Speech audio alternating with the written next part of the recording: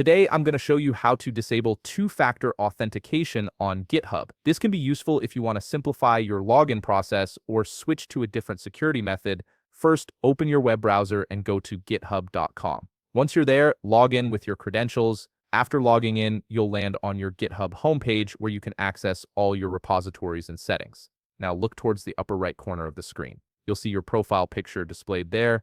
Click on it to reveal a drop-down menu with various options related to your account. From the drop-down menu that appears, click on Settings. This will take you to your account settings page where you can manage everything from your profile information to security preferences. Once you're in the settings area, direct your attention to the left sidebar.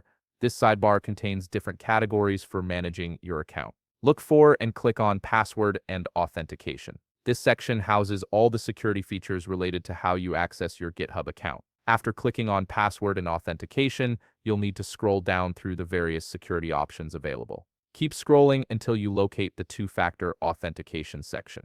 This is where GitHub manages the extra layer of security that requires a second form of verification when you log in. Next to the two-factor authentication heading, you'll notice three dotted lines.